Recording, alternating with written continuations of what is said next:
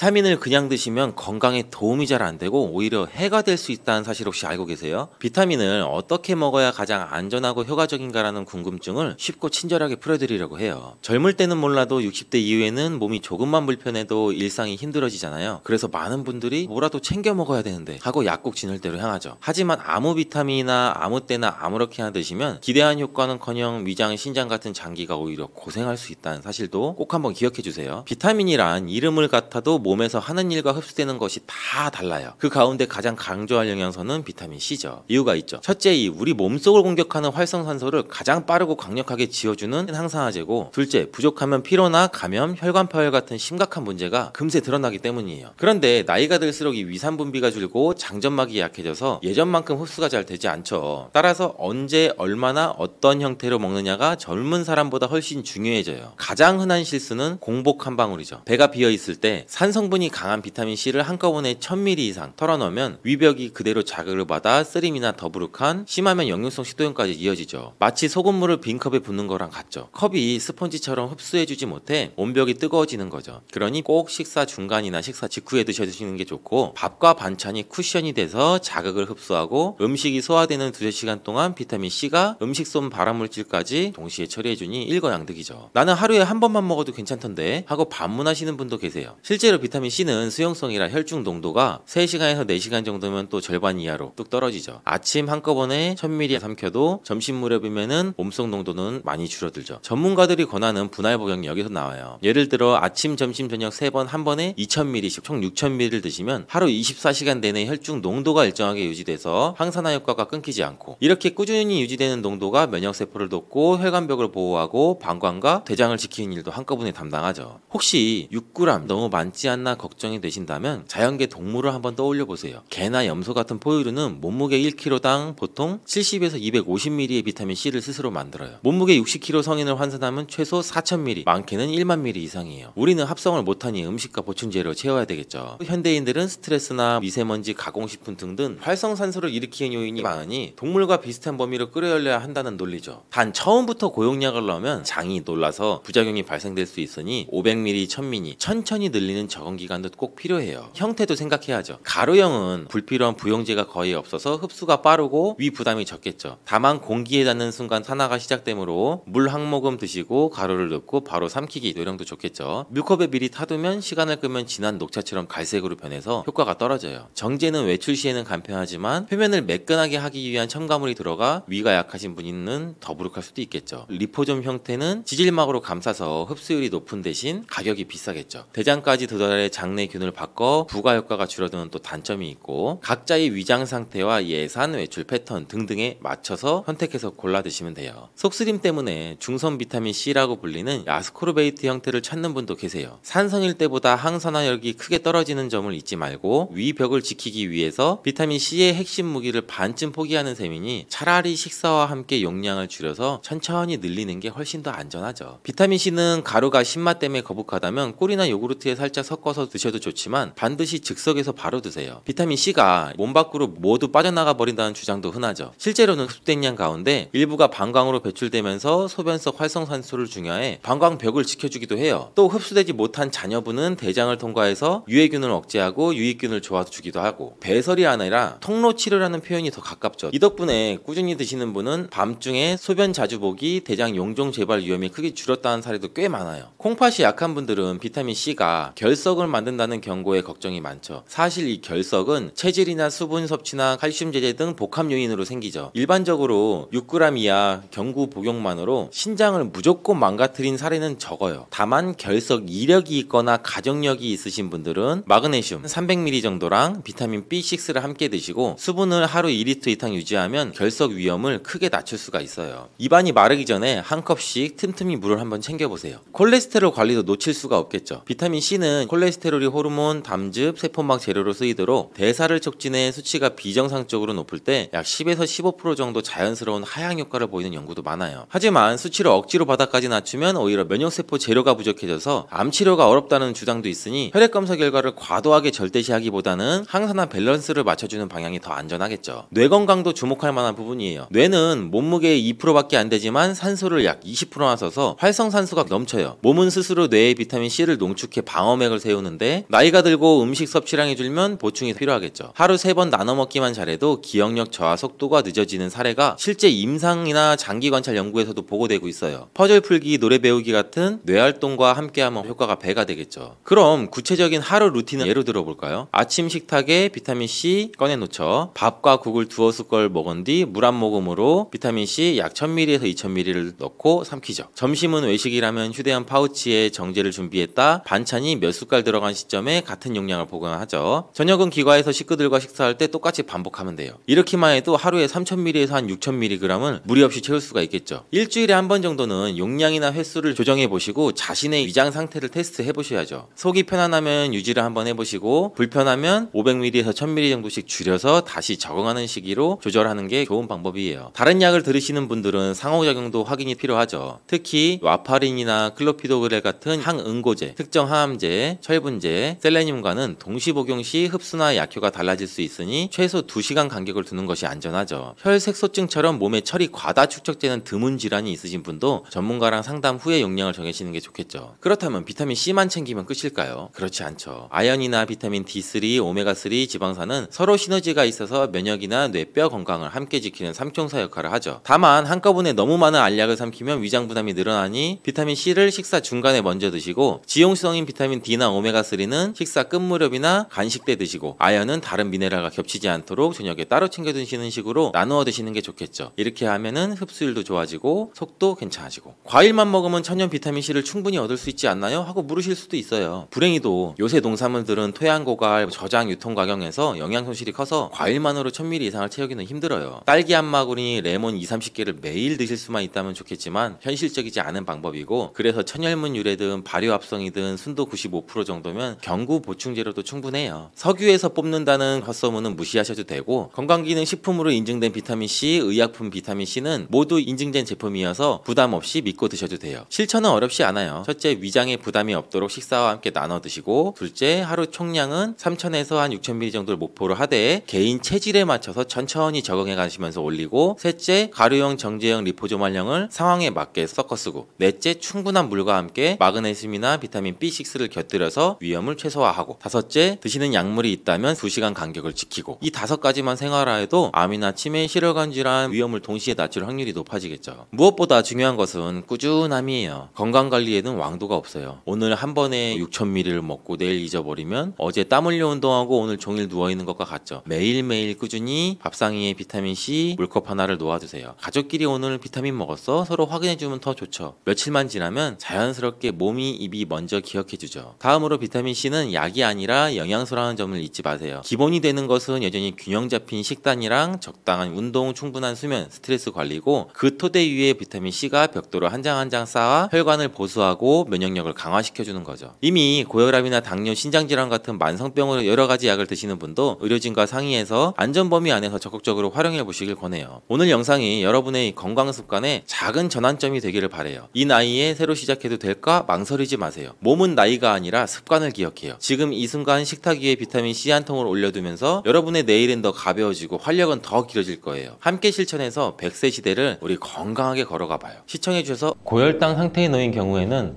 건강이 더 악화되기 쉬워요. 이러한 인슐린 저항성도 증가되고 만성적인 염증으로 인해서 콜린이 역할을 제대로 하지 못하게 돼요.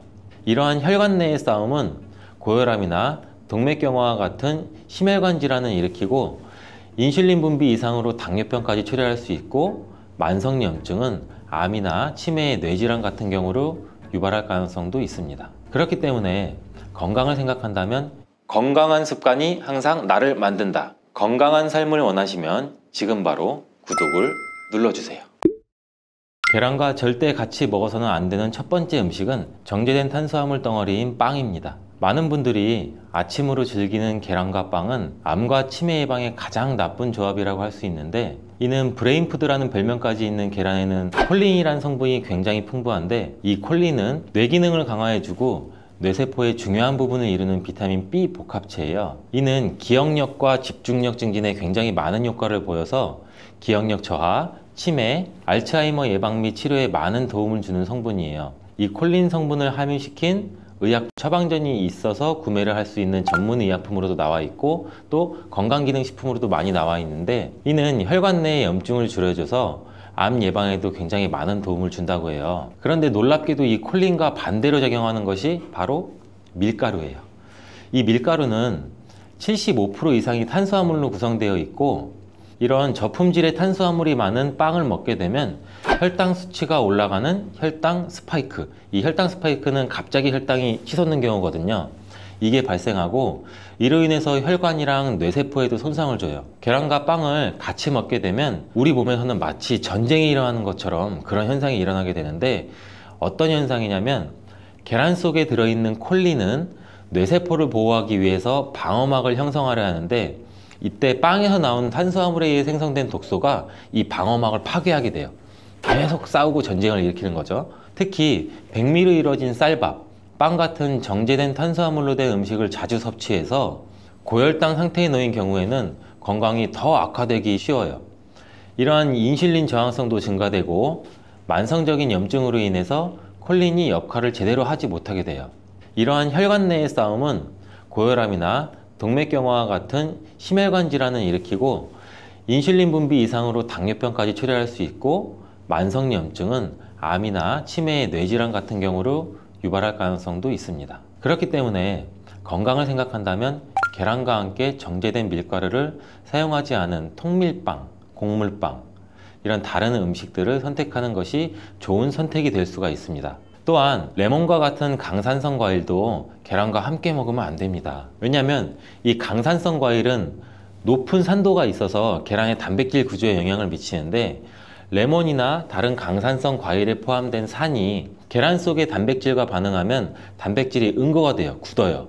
그래서 소화가 어려워질 수가 있고, 이를 통해서 위나 소화기관 내에서 단백질 응고를 유발시켜서 소화 과정도 방해하고 우리가 더부룩해지고 소화로 인한 질병이 발생할 수 있는 거죠. 특히 단백질의 소화랑 흡수가 저해되면 속이 더부룩한 불편함으로 시작돼서 심한 경우에는 배가 아픈 복통, 그리고 설사와 같은 증상이 나타날 수 있는데, 계란을 섭취할 때는 레몬이나 다른 강산성 과일과 함께 드시는 것을 피하는 게 좋습니다. 두유와 콩국물과 계란을 함께 같이 먹는 것도 좋지 않습니다. 아침 식사로 두유와 계란을 드시거나 체중 관리와 다이어트를 위해 섭취하는 분들이 굉장히 많아지고 있는데, 이 두유 속에 들어있는 트립신이라는 성분이 있는데, 이는 계란에 들어있는 알부민과 같이 결합해서 영양소를 파괴하게 돼요. 이 계란은 노화로 인해서 근육 손실과 근육 감소증에 예방이 되는 우수한 단백질을 굉장히 많이 포함하고 있는데, 계란 자체에는 비타민도 풍부하고 미네랄도 풍부해요. 근데 이 두유랑 함께 섭취할 경우는 이 영양 성분들의 이점을 충분히 얻지 못하게 되는 결과를 초래하는데, 혹시 계란과 녹차나 홍차 같은 경우도 함께 드신 적이 있어요? 이러한 차들도 피해야 돼요. 그 이유는 찻잎 속에 있는 탄닌이라는 성분이 계란의 단백질과 결합을 해서 탄닌 단백질을 형성하게 돼요. 이는 우리 위랑 장에 문제를 일으킬 수 있고, 이 탄닌 단백질은 우리 몸의 장의 연동운동, 올라가고 내려가고 장이 주물떡거리고 우리가 변을 잘 보아야 되는데, 이런 장의 연동운동까지도 늦추게 되고, 또 장내 환경도 악화시켜서 변비를 유발할 수도 있고, 아니면 발암물질의 체내 흡수 가능성을 높일 수가 있어요. 이렇게 탄닌과 계란의 조합이 건강에 악영향을 주기 때문에 계란과 감을 함께 드시는 것도 안 좋습니다. 계란을 먹은 뒤에 감을 드시면 가벼운 두통과 설사, 그리고 구토 증상까지 나타날 수 있으며, 심각한 경우에는 급성 위장병이 나타날 수 있고 또 폐결석도 나타날 수 있어요. 이런 이유도 감에 들어있는 탄닌 성분이 단백질 소화 기능을 방해하기 때문인데요. 이러한 탄닌은 위와 소화기관 안에서 단백질과 결합해서 덩어리를 형성하고 단백질의 분해 요소일 작용을 방해하기 때문입니다. 계란과 함께 섭취할 때는 탄닌이 들어있는 음식은 위험할 수 있습니다. 또 하나, 계란과 절대 함께 먹으면 안 되는 음식 중으로는 햄과 같은 가공육이 있습니다. 계란과 가공육의 조합은 정말 최악인데요. 계란은 고단백질인 필수 아미노산 비타민 B군을 풍부하게 함유하고 있지만, 가공육과 같은 햄은 나트륨과 포화지방이 높은 경향이 많아요. 이런 가공육은 과도한 나트륨의 섭취랑 포화지방의 증가로 이어질 수 있으며, 이를 계속 섭취하게 되면 혈관에 나쁜 콜레스테롤이 축적돼서 동맥경화와 같은 심장병, 뇌졸중, 이런 심혈관 질환 위험도 증가시킬 수가 있습니다.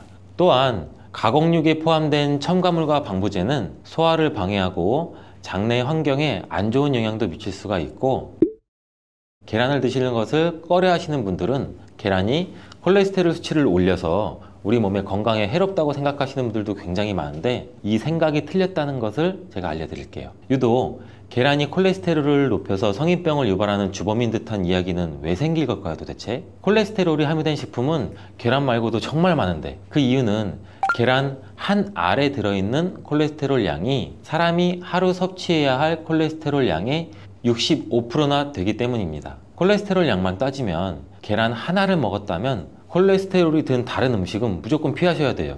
근데 놀랍게도 계란은 이렇게 많은 콜레스테롤을 가지고 있는 동시에 콜린이라는 영양소까지 다량 함유하고 있어요.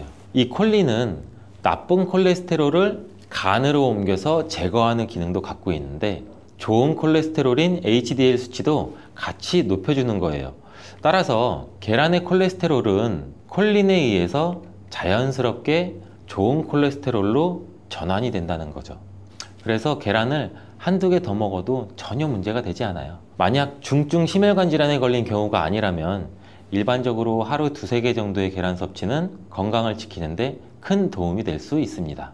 이제 콜레스테롤 걱정 없이 우리 모두 계란을 먹어도 되겠죠? 당뇨가 있으신 분들도 마찬가지예요. 50대 이후가 되면 당뇨 환자가 급격히 많아지게 되는데, 당뇨는 정말 무서운 병이에요. 당뇨는 당뇨 한 가지만으로도 위험하지만 당뇨로 인한 고혈압, 심근경색, 뇌졸중, 치매, 다른 질병을 유발시키기 때문에 그런데, 당뇨의 원인 중 하나는 비만이 있는데, 이 비만 관리가 바로 당뇨 관리로 직결된다고 해도 과언이 아니죠. 근데 비만을 일으키는 원인 중 하나가 아침을 먹지 않는 것이라는 사실 여러분들 알고 계신가요? 이 경희대학교 연구팀이 발표한 논문에 따르면 아침 식사를 먹지 않는 사람은 그렇지 않은 사람보다 이 비만 위험이 1.5배나 높았고, 당뇨병 위험은 무려 2.1배나 높았습니다. 이렇듯 아침 식사를 거르면 우리 몸의 대사가 천천히 느려지면서 혈당 조절에도 좋지 않은 영향을 미치게 되는데, 이런 위험은 젊었을 때 발생하지 않아요. 차곡차곡 쌓여서 특히 중년 이후에 더 크게 나타나는데, 나이가 들면서 기초 대사량이 줄어들고 활동량도 감소하고 근육량도 감소하기 때문입니다. 따라서 나이가 들어갈수록 우리는 아침 식사뿐만이 아니라 규칙적인 식사를 하는 습관이 매우 중요한데요. 아침 식사에 가장 좋은 음식이 바로 계란입니다. 계란에는 우리 몸에 꼭 필요한 다양한 영양소가 풍부하게 들어있기 때문인데, 특히 당뇨 때문에 고생하시는 분들 굉장히 많으시죠. 이 당뇨 때문에 고생하시는 분들에게는 최고의 식품이라고 할 수가 있어요. 우선 계란에는 고품질의 단백질이 굉장히 많이 들어있는데, 계란 한 개에 약 6g 정도가 들어있고, 이 단백질이 포만감도 오래 유지시켜줘서 과식도 예방하는 데 굉장히 많은 도움이 되고, 또 이 단백질은 혈당을 조절하는 호르몬인 인크레틴이라는 호르몬 분비를 촉진시켜서 식후 혈당이 급격히 상승하는 혈당 스파이크도 억제하고 안정적으로 유지하는 데 굉장히 효과가 좋습니다. 이뿐 아니라 계란 노른자에는 비타민 D, 비타민 B, 콜린 등 중요한 영양소들이 풍부하게 들어있어 비타민 D는 인슐린 분비와 감수성을 높이고 면역력도 길러주고, 콜린은 간 건강에 도움을 줘서 지방간을 예방하는 데 굉장히 효과적인 성분입니다. 이 지방간은 비만과 당뇨의 위험 요인 중 하나인데, 이렇게 좋은 계란도 함께 먹으면 우리 몸에 보약이 되는 굉장히 좋은 음식들이 있는데, 더욱 풍부한 영양을 섭취할 수 있고 당뇨와 비만 관리에도 도움이 되는 음식들이 있어요. 계란과 토마토는 빼놓을 수 없는 최고의 음식 궁합입니다. 계란과 토마토, 이 둘의 궁합은 영양학적으로만 보더라도 굉장히 이상적이에요. 계란은 아까 말씀드렸듯이 단백질, 비타민 B군, 그리고 필수 아미노산을 굉장히 많이 함유하고 있는데, 한편 토마토는 우리가 흔히들 많이 알고 계시죠. 비타민 C, 그리고 항산화 물질인 라이코펜을 굉장히 많이 함유하고 있어요. 그래서 이들이 만날 때 서로의 영양적 가치가 굉장히 배가 되는 거죠. 토마토 속의 라이코펜은 지방에 용해되기 때문에 계란과 같이 먹을 때 그 흡수율이 굉장히 높아지는데, 이러한 조합은 우리 심혈관 건강을 지키고 면역력을 높이는 데 아주 효과적이고, 토마토에 들어있는 비타민 C는 계란에 들어있는 철분의 흡수를 돕기 때문에 빈혈 예방에도 굉장히 좋습니다.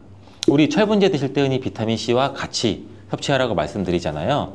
이와 같은 이유 때문인데, 또 하나를 보면 올리브유를 두른 팬에 계란과 토마토를 넣고 살짝 볶아 드시면 아침에 최고의 식단이 될 수 있습니다. 요즘 또 아보카도 식단도 굉장히 인기가 많은데요.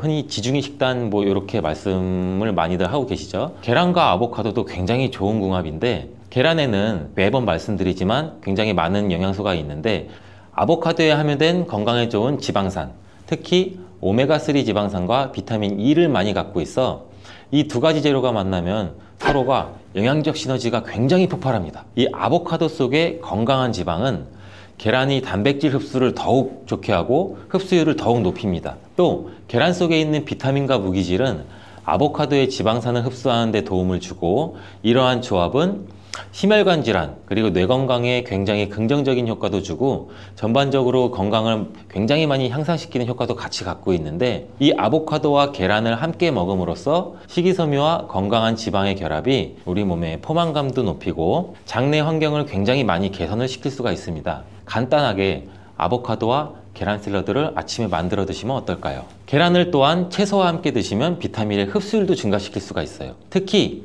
호박을 섭취하면 부교감 신경을 활성화시켜서 마음을 안정시키고 또 불안감 및 긴장을 완화시켜 주는데 높은 효능을 발휘합니다.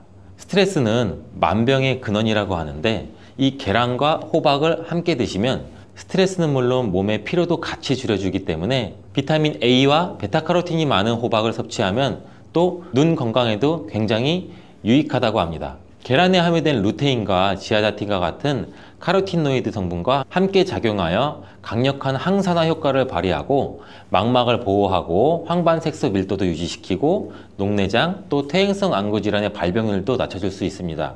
우리 흔히 많이 드시는 눈 영양제 조합을 보면은 루테인, 지아잔틴, 항산화 물질인 아스타잔틴, 또 베타카로틴과 이렇게 다 같이 구성이 되어 있는 걸 보셨을 거예요. 그 이유가 바로 여기에 있습니다. 최근에 시야가 뿌옇게 느껴지는 분들이 계란과 호박을 곁들인 식사를 하시면 더욱 좋답니다. 계란과 완벽하게 어울리는 다른 식재료 중 하나는 치즈가 있습니다.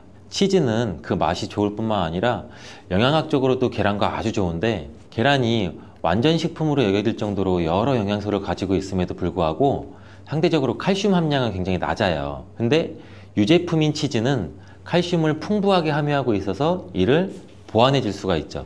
특히 유제품 중에서는 치즈는 계란과 굉장히 잘 어울리는데, 치즈는 발효된 우유에서 만들어지면서 그 발효 과정에서 유산균이 작용해 단백질 함량이 감소해서 과다한 단백질의 섭취를 피하면서도 서로 영양적 혜택을 굉장히 많이 보완할 수가 있어요. 이 사과도 계란과 정말 잘 어울리는 식품인데, 다양한 영양소가 계란에 굉장히 균형 있게 포함되어 있는데, 이 비타민 C와 식이섬유가 상대적으로 적은 편이라는 점에서 사과가 이를 완벽하게 보완해 줄 수가 있어요. 사과는 비타민과 식이섬유가 많아서 장 기능을 활성화하고 배변을 원활하게 하는 데 기여할 뿐만 아니라 혈관에 누적된 해로운 콜레스테롤도 없애 동맥경화, 심장질환, 뇌졸중 등 심혈관 질환을 예방하는 데 도움을 많이 줘요.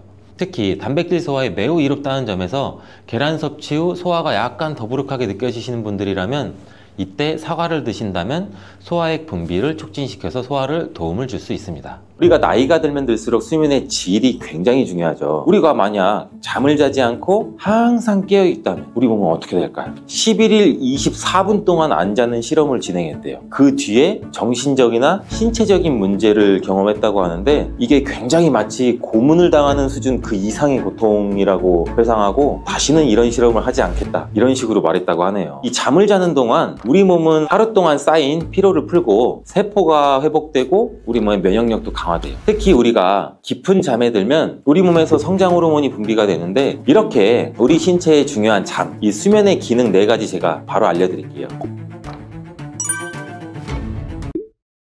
여러분, 하루에 잠을 이만큼 자면 치매 걸릴 확률이 2배나 높아지고 수명은 10년이나 줄어들 수 있어요. 요즘 들어 자고 나신 뒤 개운하지 못하신 분들도 있나요? 아니면 젊었을 때보다 깊게 주무시지 못하고 자주 깨시는 분들이 있나요? 우리의 수면은 우리의 몸과 마음에 미치는 영향이 굉장히 커요. 제대로 된 수면 습관을 갖는 것이 건강을 지키는 중요한 방법인데, 우리가 나이가 들면 들수록 수면의 질이 굉장히 중요하죠. 오늘은 건강한 잠에 대한 정보들, 그리고 숙면을 취하기 위한 방법에 대해서 자세히 한번 알아보도록 하는 시간을 가질게요. 잠은 우리 신체에 매우 중요한 역할을 하고 있는데, 우리가 만약 잠을 자지 않고 항상 깨어 있다면 우리 몸은 어떻게 될까요? 그리고 또 본인 스스로 잠을 자지 않는 실험을 한 사람도 있는데, 기네스북에 기록된 랜디 가드너라는 사람인데, 놀랍게도 이 랜디 가드너는 11일 24분 동안 안 자는 실험을 진행했대요. 그 뒤에 정신적이나 신체적인 문제를 경험했다고 하는데, 이게 굉장히 마치 고문을 당하는 수준 그 이상의 고통이라고 회상하고, 다시는 이런 실험을 하지 않겠다, 이런 식으로 말했다고 하네요. 이렇게 우리 신체에 중요한 잠, 이 수면의 기능 4가지 제가 바로 알려드릴게요.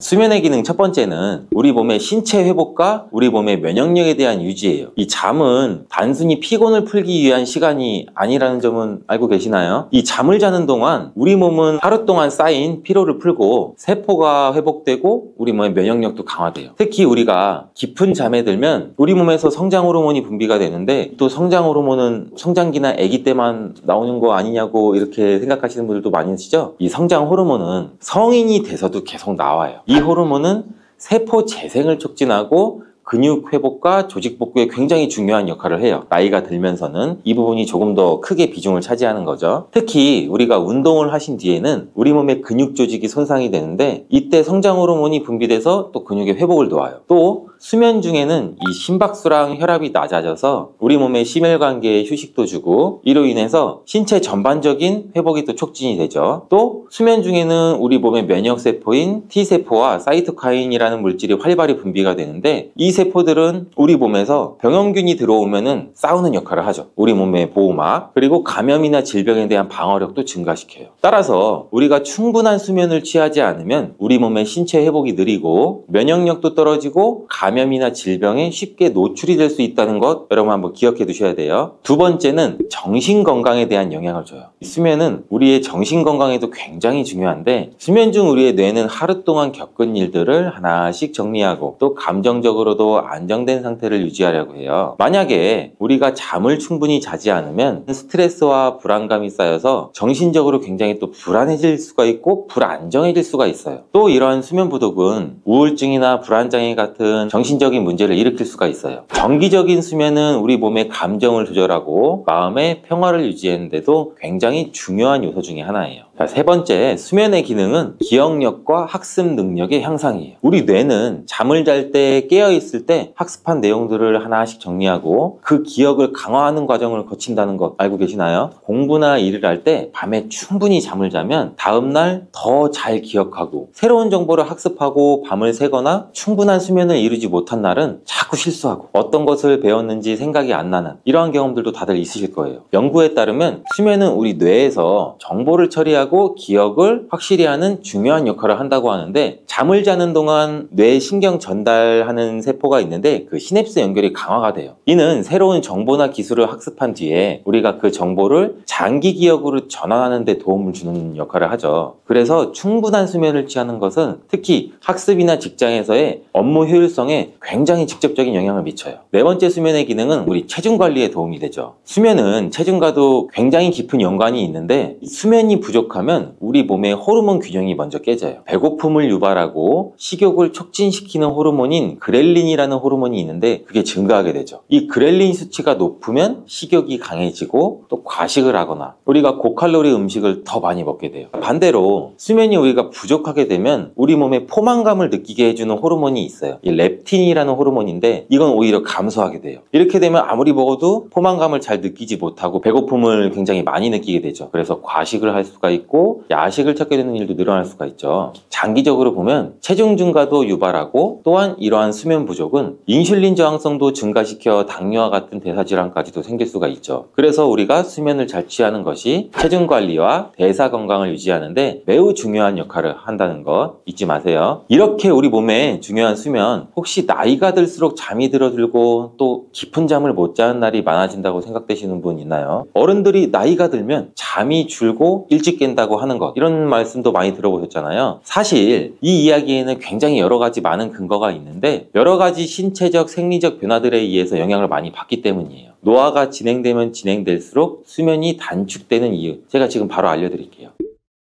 나이가 들수록 수면이 줄어드는 이유 첫 번째는 우리 몸에 대한 호르몬 변화예요. 이 신체가 노화하게 되면 자연스럽게 호르몬에 대한 변화도 일어나는데, 이러한 멜라토닌이라는 호르몬의 분비가 나이가 들면 줄어들기 시작하는데, 이 멜라토닌은 쉽게 말해 수면을 유도하는 호르몬 중에 일종이에요. 나이가 많아질수록 그 분비가 자연스럽게 감소하는데, 이렇게 멜라토닌이 부족하게 되면 우리가 밤에 잠들기도 힘들어지고 깊은 잠에 들기도 힘들어져요. 이로 인해서 수면 시간이 짧아지고 수면의 질도 떨어질 수가 있어요. 그래서 이 멜라토닌 성분 같은 경우 예전에는 우리가 직구로만 구매해서 드시던 게 우리나라에서도 이제는 처방전으로도 병원에 가서 살 수가 있어요. 또한 여성의 경우는 특히 폐경기 이후에 에스트로겐이나 프로게스테론 분비가 급격히 또 감소하게 되는데, 여성분들 중 폐경 이후에 전보다 또 깊은 잠을 못 주무시는 경우도 굉장히 많으실 거예요. 이 여성 호르몬들은 수면에 영향을 미치는 굉장히 주요한 호르몬으로서 그 변화가 수면에 여러 가지 영향을 미치는데,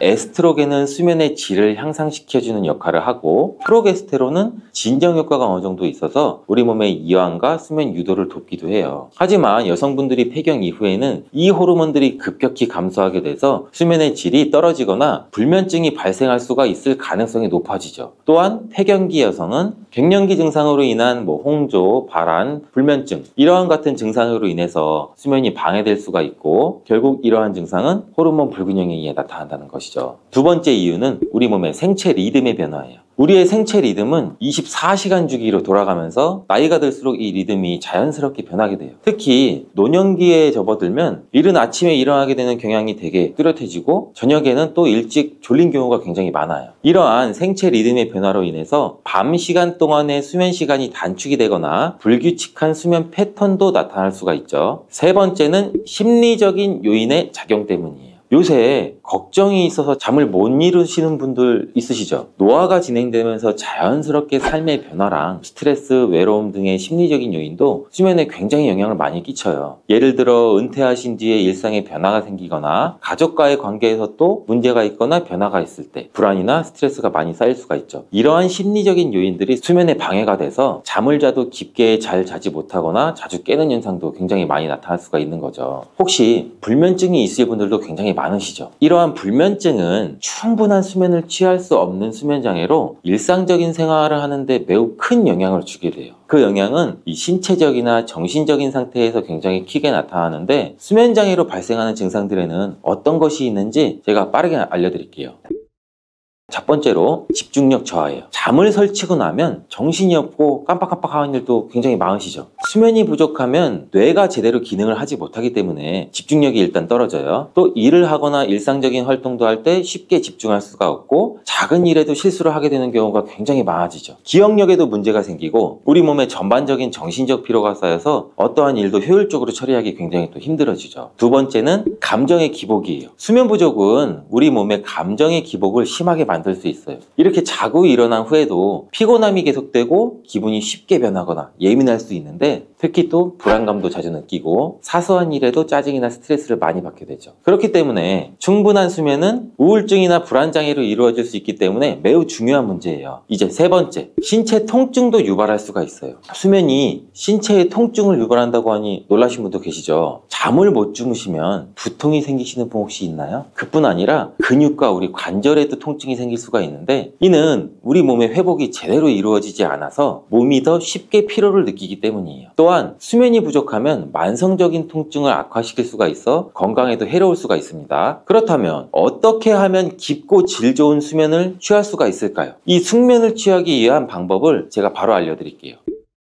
질 좋은 수면의 첫걸음은 바로 수면 환경 개선입니다. 이 수면 환경이 좋지 않으면 잠을 깊게 자는데 어려움을 주는데 어떤 환경이 좋으며 어떤 환경을 만들어야 되는지 간단히 알려드릴게요. 그건 바로 침실은 어두운 환경이 가장 좋아요. 온도는 적당히 시원한 상태도 유지하는 게 좋고 뜨끈뜨끈하게 몸을 지지면서 주무시는 분들 굉장히 많아요. 사실 이거는 수면 질에는 그다지 좋은 환경은 아니라고 해요. 또한 침대와 베개가 너무 딱딱하거나 몸에 맞지 않으면 안 되고 우리 몸이 편안해야 몸이 잘 휴식을 할 수가 있죠. 또 소음도 많거나 너무 밝은 환경에서는 잠을 깊이 자기가 어렵다는 거 꼭 알아두세요. 두 번째는 깊은 수면을 위한 규칙적인 수면 패턴 유지입니다. 이 수면은 일정한 시간에 자고 일정한 시간에 일어나는 게 가장 좋아요. 규칙적인 생활이 우리 몸의 리듬을 만들어주고 의사 선생님들도 항상 말씀하시는 얘기죠. 수면 또한 마찬가지인데 그 이유는 자고 일어나는 시간이 계속 불규칙하게 되면 우리 몸의 생체 리듬이 깨져요. 그렇게 되면 수면의 질도 떨어지고 그래서 매일 같은 시간에 자고 일어나도록 다 같이 노력해 보시는 게 어떤가요? 세 번째는 스마트폰 보지 않기예요. 자기 전까지 스마트폰을 보다가 주무신 분은 굉장히 많을 거예요. 어떤 분은 소리를 작게 줄여놓고 스마트폰에서 나오는 소리를 들으면서 잠을 청하시는 분도 계실 텐데 사실 이 스마트폰을 자기 전까지 시청하는 것은 깊은 수면에 도움을 주진 않아요. 이 스마트폰이나 전자기기에서 나오는 블루라이트는 멜라토닌의 분비를 방해해서 잠드는 시간을 늦추게 만드는데 밝은 불빛을 보면 우리 뇌에서는 자연스럽게 잘 시간이라는 인지를 잘 못하게 돼요. 그래서 최소 잠자기 1시간 전은 스마트폰을 사용하지 않는 게 좋고 대신 책을 읽거나 명상을 하거나 뭐 따뜻한 차를 마시는 등 마음을 편안하게 하는 그러한 활동들을 하는 게 수면을 도와준다는 거 기억해 주시기 바라요. 깊은 수면을 방해하는 최악의 습관 네 번째는 카페인과 술이에요. 커피가 잠을 이루지 못하게 하는 것은 다 알고 계실 거예요. 피곤하거나 졸음이 올 때 커피 한 잔씩 하고 커피에 들어있는 카페인은 이 우리 몸에 각성 효과가 있어서 수면을 방해하는데 질 좋은 수면을 취하고 싶으신 분들은 오후나 저녁에는 커피나 카페인이 든 음료를 가급적으로 피하시는 게 좋고 자기 전에 술 한잔 하시는 분 많이들 계시죠. 술은 처음에는 이완작용으로 잠에 드는 것에 도움을 줄 수는 있어요. 실제로는 깊은 수면을 방해하게 돼요. 이 술이 체내에서 분해가 되면서 알코올 대사 부산물인 이 아세트알데히드가 생기는데 이 물질은 체내에서 불쾌한 증상도 일으킬 수 있고 신경에도 영향을 미쳐요. 그래서 술을 마시고 난 뒤 주무시면 중간중간에 자기도 모르게 자주 깨는 증상을 보이시는 분들도 많으실 거예요. 다시 잠을 취하려고 해도 쉽게 잠이 안 들고 잠드는 텀도 길어지고 잠을 단 뒤 일어났는데 개운하지도 않고 이제부터는 이 주무시기 전에 커피나 술보다는 카페인이 없는 따뜻한 차 아니면 따뜻한 물도 괜찮아요. 카페인이나 술은 우리 몸의 수면의 질을 낮춘다는 것은 꼭 기억해 주세요. 한 가지 더 덧붙이면 잠들기 너무 힘드신 분들은 삶의 질이 떨어질 수밖에 없고 삶의 질과 업무의 효율을 위해서는 웬만한 방법으로는 숙면을 취하기 어려우신 분들은 의사 선생님과 상담 후에 간단한 안정제나 수면제도 처방을 받으시는 것도 한 가지 방법 중에 하나예요. 이를 통해서 업무의 질이나 삶의 질을 좋게 나가는 것도 정말 중요한 방법인데 이러한 방법 전에 다양한 식품의 도움도 한번 받으셨으면 좋겠는 부분이 있어서 제가 간단히 한번 소개해 드리도록 할게요. 2023년 기준에 우리나라 식약처 개별 인정형 원료 리스트 중에서 수면의 질과 수면 건강에 도움을 줄 수 있다는 원료가 한 5가지 정도 있어요. 첫 번째는 이 감태 추출물, 그리고 두 번째는 미강 주정 추출물, 세 번째는 유단백 가수 분해물이라고 해서 락티움 성분, 네 번째는 L글루탐산 발효 가바불만, 다섯 번째는 이제 아시아간다 추출물. 이렇게 현재는 수면에 도움을 주는 성분으로 이러한 성분을 넣어서 건강기능식품이 굉장히 많이 나와 있어요. 또 제가 여러 논문들을 보면서 외국에서는 라임과피 추출물이라는 식물 소재 성분도 나와 있는데 이 수면에 도움을 주는 성분이 수면을 유도하는 기전도 굉장히 좋아 보였어요. 임상실험 대상 대조군 약을 일반 다른 식품의 성분으로 하지 않고 이 졸피된 성분으로 실험을 진행했던 것도 굉장히 인상이 깊었어요. 그래서 이 성분이 국내에 허가가 되면 제가 한번 소개시켜 드릴게요. 이러한 식품 원료가 들어간 건강기능식품은 상대적으로 당연히 처방약보다는 즉각적인 효과는 떨어질 수 있어요. 근데 부작용 또한 처방약보다는 당연히 적고 안전하죠. 그래서 수면으로 인한 불편함을 가지신 분들은 처방약을 선택하기 전에 생활습관, 패턴, 건강기능식품 등 상대적으로 부작용이 적고 안전한 방법을 먼저 해보시고 스스로의 관리도 먼저 한번 해보시고 나서 차후 방법을 선택하는 것을 추천을 드릴게요.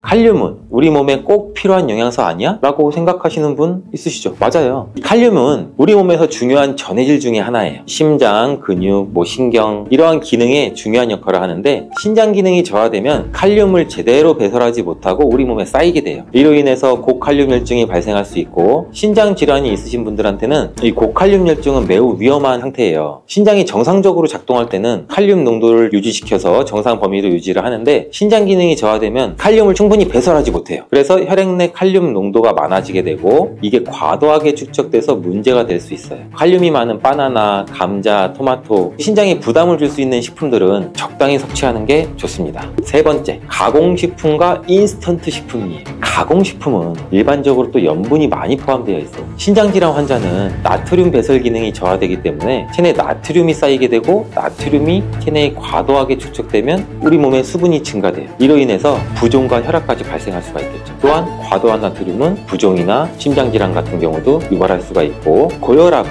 신장 기능을 악화시킬 수가 있어요. 더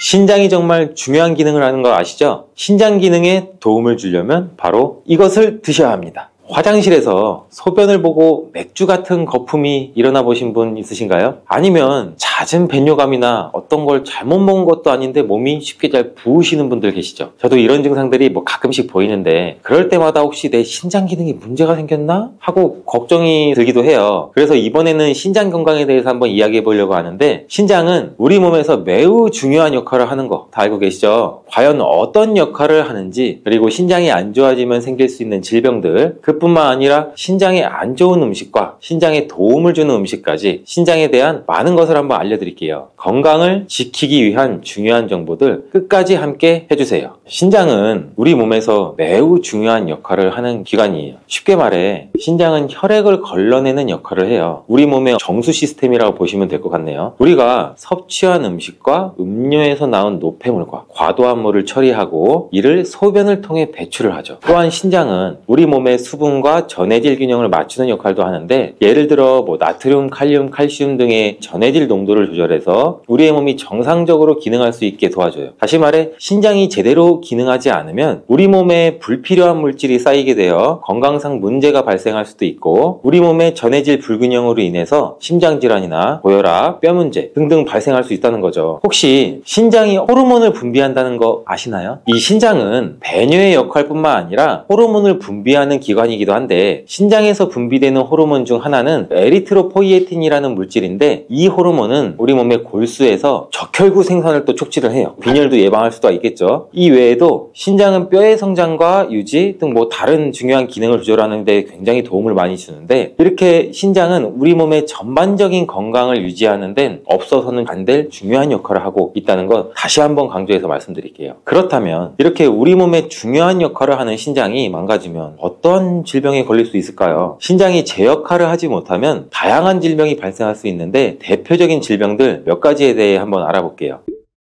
신장이 망가지면 걸리는 질환 첫 번째는 신부전입니다. 신부전이라는 단어 익숙하신 분도 계시고 생소하신 분도 있으실 텐데 신부전은 쉽게 말해서 신장이 더 이상 제 역할을 잘 못하는 거죠. 체내 노폐물과 우리 몸의 수분을 잘 배출하지 못하는 상태라고 말씀드리면 되겠네요. 이 신부전은 급성으로 발생할 수도 있고 만성적으로도 진행이 될 수 있는데 급성 신부전은 원인에 따라 치료가 가능하다고 하는데 만성 신부전은 신장이 점차 기능을 잃어가기 때문에 결국에는 투석이나 신장 이식을 해야만 하는 상황까지 올 수 있다고 해요. 신장이 망가지면 걸리는 질환 두 번째, 신장 결석이에요. 이 신장 결석은 신장에서 형성된 단단한 결석이 배뇨에 방해가 돼서 통증을 유발시키는 질환이에요. 신장 결석은 우리 소변이 농축될 때, 즉 우리 몸에 수분이 부족하거나 염분이 과도하게 많을 때 발생할 수가 있는데 결석이 신장에서 배출되지 않으면 통증이나 혈뇨를 유발할 수 있고 큰 결석은 수술적 제거가 필요할 수가 있겠죠. 신장 결석이 생기게 되면 심한 옆구리 통증이 있을 수가 있고 혈뇨가 나올 수도 있고 배뇨할 때 통증 심하면 구토나 고열까지 생길 수가 있는데 혹시 만약에 신장 결석이 생기게 됐을 때 미세한 결석은 물을 자주 드시고 많이 드시면은 자연적으로 소변을 보면서 배출이 될 수 있지만 큰 결석은 충격파 쇠석술이나 수술적 제거가 필요하기도 한다고 해요. 세 번째는 만성 신장 질환입니다. 이 만성신장 질환은 신장 기능이 서서히 저하되는 질환으로 고혈압이나 당뇨병, 심혈관 질환 등과 같은 원인으로 작용할 수 있는 무서운 질환인데, 만성신장 질환은 초기에는 별다른 증상이 나타나지는 않아요. 신장이 점차 기능을 잃어가게 되면 우리 몸에 노폐물을 배출을 못하니 독소가 쌓이겠죠. 부종이나 피로감 등 여러 증상이 나타날 수가 있어요. 만약 적절한 때에 치료를 받지 않으면 만성신장 질환은 이제 신부전까지도 이어질 수가 있고 결국에 투석이나 신장 이식까지도 필요할 수 있다는 것 기억해 두시면 좋을 것 같습니다. 이러한 신장 질환이 더 진행되면 신장은 더 이상 우리 몸의 독소를 효과적으로 제거하지 못하고 이로 인해서 혈액에 노폐물이 쌓이게 되는데, 이러한 독소가 혈액을 통해서 다른 장기나 시스템에 영향을 미치겠죠. 심장, 뇌, 혈관 여러 기관에 부담을 줄 수도 있겠죠. 그래서 심각한 합병증까지도 초래할 수가 있죠. 그런 신장 건강 꼭 챙기셔야겠죠. 몸이 찌뿌둥하거나 아무 이유 없이 몸이 부었을 때, 혹은 거품이 많은 소변을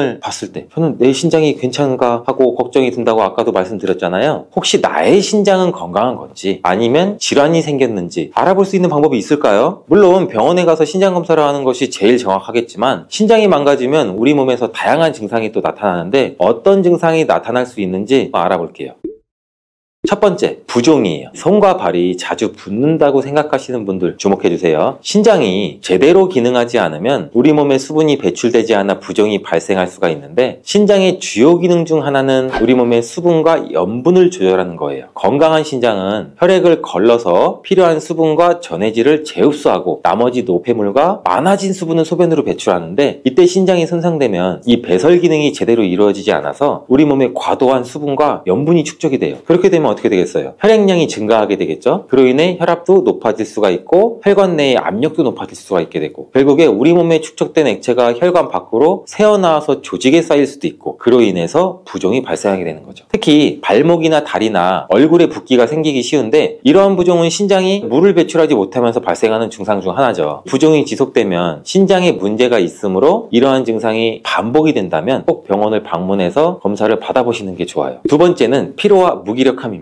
신장이 기능을 저하시킬 때 노폐물과 과도한 수분이 우리 몸에 쌓이게 된다고 했잖아요. 그로 인해 몸이 점점 피곤해지고 무기력해질 수 있어요. 신장이 분비하는 에리스로포이에틴이라는 호르몬이 부족해지기 때문인데, 적혈구 생성이 줄어들어서 빈혈도 발생할 수 있고, 빈혈이 생기면 더욱 피곤하고 무기력해질 수도 있고, 세 번째는 소변 변화예요. 신장이 망가질 경우 소변의 양이나 색깔이 변할 수가 있는데, 소변량이 급격히 줄어든다거나 반대로 소변량이 과도하게 많아진다면 신장에 문제가 있는 거를 의심도 해봐야 돼요. 또한 소변에 거품이 많이 생기거나 원래의 밝은 노란빛이 아닌 붉거나 갈색을 띠는 경우에도 신장 기능 저하가 의심이 되므로 꼭 병원에서 적절한 검사를 하는 것이 필요해요. 네 번째는 피부의 가려움증이에요. 신장이 제대로 기능하지 않으면 우리 몸에 독소가 축적돼서 피부 가려움까지도 생길 수가 있어요. 건강한 신장은 혈액을 필터링해서 노폐물, 요소, 크로아틴과 같은 독소를 제거하고 소변으로 배출하는데, 신장이 필터 기능을 제대로 하지 못하면 이들 노폐물이 혈액 속에 축적이 되는 거죠. 이러한 혈액 속에 쌓인 독소와 노폐물이 피부로 이동하면서 가려움증까지 유발할 수 있습니다. 이러한 증상은 신장성 가려움증이라고 하는데, 신장 기능이 저하되었을 때 흔히 발생하기도 해요. 신장이 손상되면 인산염과 같은 화학 물질이 혈액에 축적될 수가 있어요. 이러한 물질이 오히려 피부에 자극을 줘서 가려움증까지 일으킬 수 있습니다. 또한 신장 질환에 의해서 우리 몸에 독소가 축적되면 히스타민이라는 화학 물질이 과도하게 분비가 되는데, 히스타민은 신장이 손상된 사람들한테 가려움증도 유발할 수가 있어요. 신장은 한번 나빠지게 되면 예전처럼 회복하기는 매우 어렵다고 하는 말 혹시 들어보셨나요? 그래서 신장이 안 좋으신 분들은 먹는 것도 가려 드시는 게 좋아요. 신장에 좋은 음식 찾아 먹는 것도 중요한데, 신장에 안 좋은 음식을 자제하는 것 또한 매우 중요해요. 그렇다면 우리의 소중한 신장을 망가뜨리게 하는 음식들은 뭐가 있을까요? 신장을 망가지게 하는 대표적인 음식 4가지 정도 소개해 드릴게요.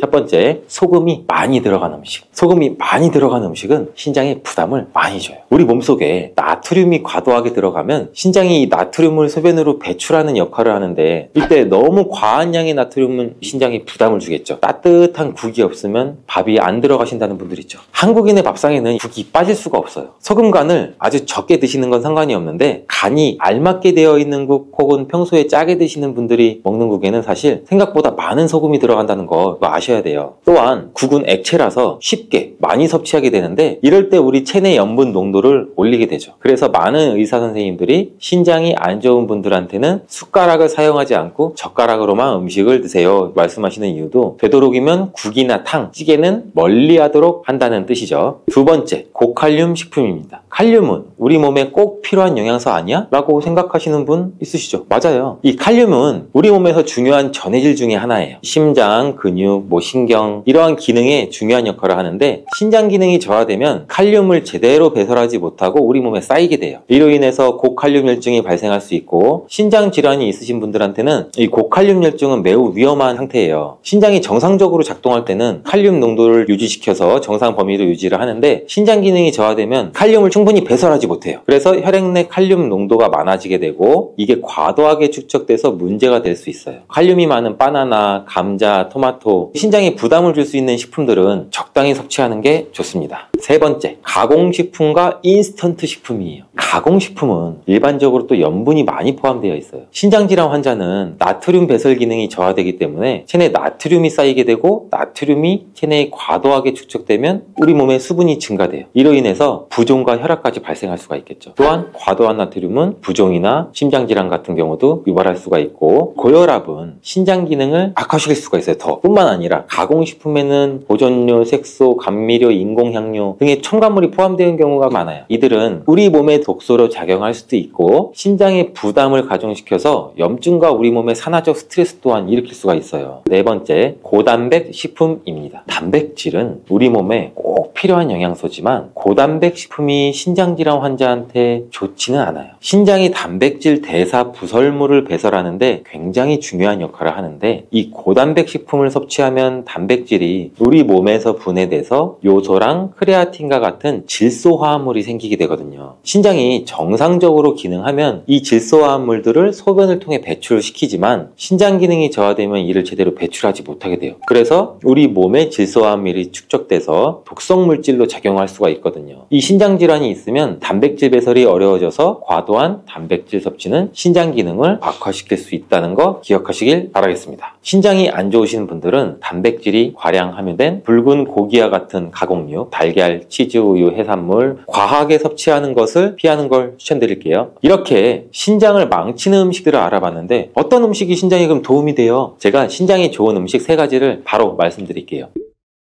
첫 번째, 오이입니다. 오이가 신장에 도움을 준다니 참 의외죠. 이 오이는 수분이 풍부해요. 그리고 칼륨은 낮아요. 이런 특성 때문에 신장에 부담을 주지 않으면서도 우리 몸의 수분 균형을 맞추는 데 도움이 돼요. 오이의 약 95% 정도는 수분인 거 아세요? 이로 인해서 이 오이는 우리 몸에 수분을 공급하고 배뇨를 촉진하는 역할을 하는데 이 우리 몸의 수분을 충분히 유지하면 신장이 노폐물을 효과적으로 배출하고 신장에 쌓인 불필요한 물질을 제거할 수 있어서 신장 건강에도 매우 유익하다고 해요. 또 이 오이는 항염증 성분을 가지고 있어 염증을 완화하고 신장에 가해지는 염증성 압박을 줄이는 데도 도움을 줘요. 신장질환에서 염증은 주요 문제 중에 하나라서 이를 예방하거나 감소시키는 데 오이가 굉장히 큰 도움을 주는 거죠. 그리고 오이는 저칼로리 식품이어서 체중 관리에도 탁월한데 오이의 낮은 나트륨 함량으로 신장이 과도한 염분을 처리하는 데 도움이 되죠. 즉 신장을 조금 쉴 수 있게 만들어주는 거죠. 두 번째는 당근이에요. 당근은 비타민 A가 풍부해서 신장을 건강하게 하는데 도움을 주는 음식이에요. 당근에는 비타민 A의 전구체인 베타카로틴이라는 게 풍부한데 우리 몸의 세포가 손상되는 것도 방지하고 신장 기능을 유지하는 데도 중요한 역할을 해요. 그래서 이 베타카로틴이 우리 몸의 세포를 손상시키는 자유라디칼이라는 물질을 중화시켜서 세포 손상도 막아주고 염증을 줄이는 데도 도움을 줘서 신장질환 예방에도 좋은 영향을 줄 수가 있어요. 세 번째는 양배추예요. 양배추는 칼륨 함량이 비교적 낮은 채소로 신장이 약한 사람들한테 좋은 식품인데 신장이 제대로 기능하지 않으면 칼륨이 체내에 축적될 수 있는데 칼륨이 계속해서 몸에 쌓이면 심각한 합병증이나 염증을 일으킬 수 있다고 했잖아요. 이럴 때 양배추처럼 칼륨이 비교적 적게 함유된 식품은 신장에 부담을 덜어주고 쉬게 만들어주고 신장 기능을 유지하는 데도 큰 효능을 발휘하죠. 또한 이 양배추는 비타민 C, E, 플라보노이드, 폴리페놀 좋은 성분들이 굉장히 많죠. 또 항산화 성분도 풍부하고 이러한 이러한 항산화 물질은 신장을 포함한 세포를 보호하고 유해한 활성산소에 의한 손상도 방지하는 데 굉장히 중요한 역할을 하죠. 신장에 자유 라디칼로 인한 손상이 축적되면 신장 기능이 저하될 수 있기 때문에 항산화 성분이 풍부한 양배추도 신장 질환에 예방적인 효과를 줄 수 있습니다.